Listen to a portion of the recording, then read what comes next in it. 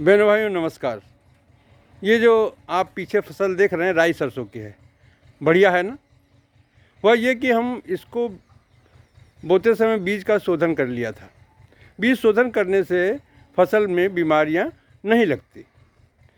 होता ये है कि हम लोगों का स्वभाव है कि जब आम का मौसम होता है तो हम ताज़ा बढ़िया डाल का आम ढूंढते हैं, और जब नहीं मिलता तो सोचते हैं कि अब की साल हम बाग लगाएंगे, आम का पेड़ लगाएंगे, और जो सीज़न निकल जाता है भूल जाते हैं। तो वही हाल हम लोगों का है कि बुआई करते समय बीज शोधन नहीं करते, जब रोग आ जाता है तब सोचते हैं कि अगले साल फिर करेंगे। तो देखिए क्या है कि अगर आपने बीज शोधन नहीं किया है तो फसल में मुख्य 3 बीमारी लगने की संभावना है। और आप देखे होंगे, आप खेती करते हैं, पहली बीमारी जो सबसे भयंकर है वो है अल्टरनेरिया झुलसा। इसकी पहचान है, आप जानते हैं कि पत्तों के बीच में गोल गोल छल्ले बनते हैं कत्थई रंग के।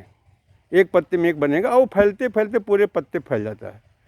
उसका नतीजा होता है कि पत्ता सूख कर गिर जाता है। ऐसे जब पत्ते सब सूख के गिर जाते हैं तो भोजन बनाने की प्रक्रिया बंद हो जाती है, फलियां एकदम कमज़ोर हो जाती, दाने बिल्कुल महीन हो जाते हैं, उत्पादन बिल्कुल गिर जाता है। और दूसरी जो बीमारी है वो भी कम नहीं है, सफ़ेद गेरुई। सफ़ेद गेरुई में क्या होता है, पत्ते के ऊपर धब्बे बनते हैं, नीचे की तरफ फफोले बन जाते हैं। और साथ ही साथ ये भी देखा गया है कि फूल आते समय फूल सब एक में सिकुड़ जाते हैं, एकजुट हो जाते हैं, और वो बिल्कुल जैसे नवजात कुत्ते के बच्चे की पूंछ होती है वैसे हो जाते हैं। उससे भी उत्पादन में फ़र्क पड़ता है, बुरा प्रभाव पड़ता है। और तीसरी बीमारी है तुलासिता। उसमें सफ़ेद सफ़ेद रुई जैसे नीचे पत्ती के नीचे पदार्थ बनते हैं, ऊपर धब्बा बनता है, और उसमें भी क्या है, धीरे धीरे पत्तियाँ पीली पड़ जाती हैं और उत्पादन गिर जाता है।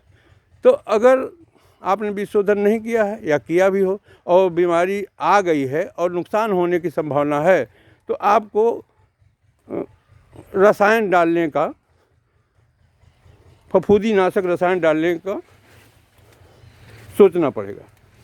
अब देखिए हम लाए हैं, आपको दिखा देते हैं कौन सा रसायन काम करेगा। देखिए ये है मैंकोजेब 75% WP माने वेटेबल पाउडर, माने पानी में घुलनशील पाउडर। इसको पक्के 1 बीघा में 20 विषयों का जो होता है आधा किलो ये लगेगा।